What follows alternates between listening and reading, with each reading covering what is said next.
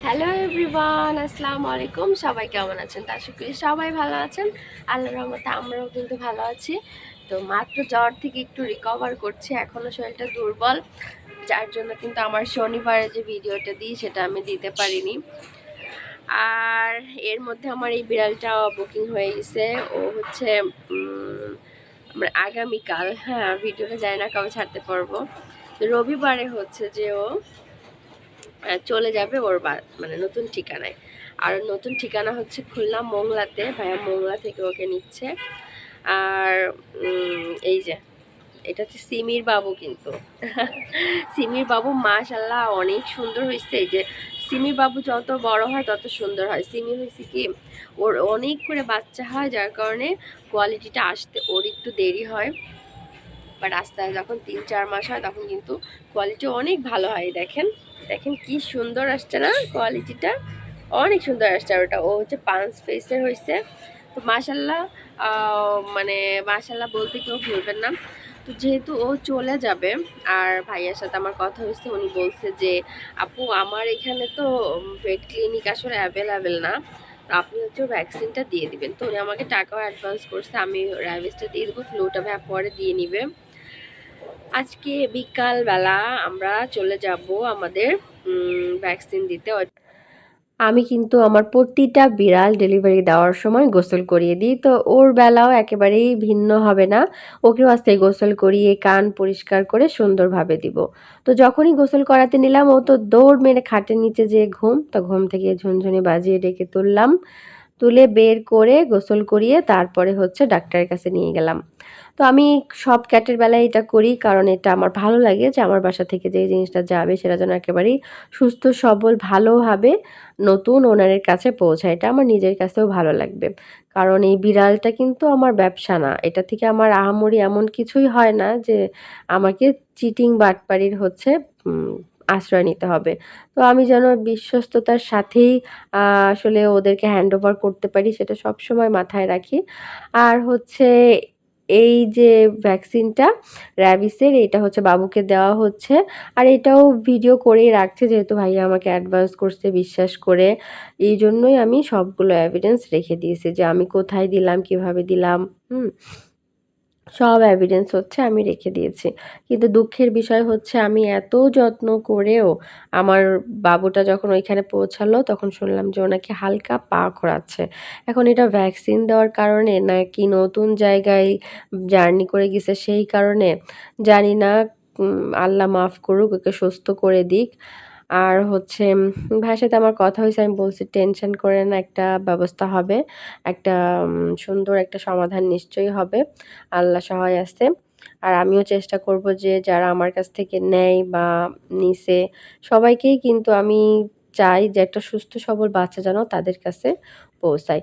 এই যে যখন আমি ওকে বাস্কেটে ভরি তখনও এত লাফালাফি করতেছিল যে আমার শাশুড়ি ওকে এভাবে করে ধরে রাখছে।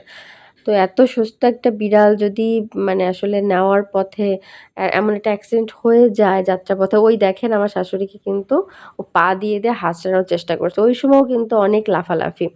তো আমি যদি আসলে জানতাম যে ও এরকম হবে, আমি ওর দৌড়াদৌড়ির ভিডিওগুলোও আমি রেখে দিতাম। এখন আমার মনে হচ্ছে যে ও কোন ভিডিওতে দৌড়াইছে, ও কোন ভিডিওতে নরমাল আছে, হ্যাঁ? আল্লাহ ওকে সুস্থ করে দিক। আপনারা সবাই দোয়া করেন ওর জন্য। কারণ আহ এটা আমার একটা রেসপন্সিবিলিটি। যেহেতু আমার কাছ থেকে একটা জিনিস নিছে এত টাকা দিয়ে। তো যাই হোক ভাইয়াটাও অনেক ভালো। সে এখনো পর্যন্ত আমাকে সব আপডেট দিচ্ছে। আর আমিও চেষ্টা করছি যেন একটা সুন্দর ভাবেই সবকিছু হয়। আমি এত টেনশনে আছি যে আজকে ভয়েসটা দিতে যেও আমার মানে উল্টাপাল্টা হয়ে যাচ্ছে। কারণ এরকম হয় না। আর সত্যি কথা কি এই ১ম আমি এত দূরে ডেলিভারি দিলাম। মানে আমরা পাঠালাম। নরমালি দূর থেকে আসলেও কিন্তু তারা এসে দেখে নিয়ে যায়। তো সেইখানে আমার আসলে ওইভাবে টেনশনটা কাজ করে না। মনে হয় যে না, তারা তো দেখেই নিয়ে গেছে। যেহেতু আমি পাঠাইছি এবং আ বাস থেকে নামার পরেই এরকম, সেহেতু টেনশনটা হওয়াটাই কিন্তু আমার দিক থেকে স্বাভাবিক, তাই না? তো এই যে ছোট্ট কেসে এই যে এইভাবে ওকে নিয়ে যাওয়া হইছে। যেহেতু লং জার্নি বাসের ঝাঁকি, আমার মনে হচ্ছে ওখান থেকে কিছু একটা হইছে। তো যাই হোক, সলিউশন নিশ্চয়ই একটা হবে। তো আজকে কিন্তু আমার ২ টা বিড়াল সেল হয়ে গেল। সকালে একটাকে দিলাম, এটা হচ্ছে ফিমেল ছিল। আর সন্ধ্যার পরে হচ্ছে একটা মেল ক্যাটকে ডেলিভারি করে দিলাম। তো আগে ওর পার্টটাই শেষ করি। তো ওকে যখন এইভাবে করে দিচ্ছিলাম, আমার না খুব খারাপ লাগছিল। যেহেতু আমি এত মানে ছোট জায়গায় কিন্তু কখনো কাউকে পাঠাই না। এই ১ম আমি ওকে পাঠালাম। এর আগে একটা বাগেরহাটে দিয়েছিলাম। ওইটা তো ভিডিও দেখছেন আপনারা, যে কার্টুনে করে বা বাইকের পেছনে করে নিয়ে গেছে। তো ওকে যখন নিচ্ছিল তখন কেন জানি সকাল থেকেই খারাপ লাগছিল যে এই ছোট্ট জায়গার ভিতরে খুলনা থেকে মোংলা যেতে ২ ঘন্টা সময় লাগবে। ও কি করে থাকবে এর ভেতরে? হ্যাঁ? তো শুরু থেকেই আসলে আমার টেনশনটা খুব বেশি হচ্ছিল। আর অন্য দিনের ভিডিওতে আসলে কত কথা বলি, কিন্তু আজকে কথায় আর যেন গুছায় বলতে পারতেছি না যে কি বলবো না বলবো, এত বেশি খারাপ লাগা কাজ করছে। হাজার হলেও ও তো আমার বাসার বাচ্চা, তাই না? না, আমি তো ওকে এতদিন পালছি, আমিই তো ওকে এতদিন আদর করে রাখছি। তো আর হচ্ছে ৩ টা বিড়াল আরকি আছে। আরো একটা চলে যাবে আজকে। আমি গত ভিডিওতেই বলছিলাম যে আর হচ্ছে ৩ টা বিড়াল আছে। তো এই ৩ টার থেকে একটা চলে যাবে। এই যে ওইটা এটা মেল বিড়াল, ছেলে বিড়াল আরকি। আর হচ্ছে ২ টা থাকলো। তো আপুরা চলে আসছে, আপু আর আপুর আব্বু। এই যে তারা আসছে হচ্ছে খুলনা শিরোমণি থেকে নিতে। আরও প্রায় ১ সপ্তাহ আগে থেকেই উনাদের সাথে আমার কথা হচ্ছে। আ তো আসলে সবকিছু ব্যাটে বলে যখন মেলে তখনই আসলে নিতে আসে বা আ নেওয়ার সিদ্ধান্তটা হয়। তো সকালেও একটা পাঠাইছি। আ সেই গল্পটা উনাদের সাথে করলাম। এজন্য বললাম যে, "আপনাদেরটা কিন্তু দেখে শুনে নেন।" কারণ আমার এমনিতেই খুবই মনটা খারাপ। আর ও যে বাস্কেট না, একটা ব্যাগের ভিতরে দিলেই লাফ দিয়ে বের হয়ে যাচ্ছে। তো সেফলি ওর বাসায় চলে গেছে। সবাই দোয়া করবেন আমার বিড়ালদের জন্য, যেন ওরা ভালো থাকে। আর আমি যেন সুস্থ সবলভাবে সবগুলোকে হ্যান্ড ওভার করতে পারি। কারণ ওরা কিন্তু আমার কাছে একটা বড় আমানত।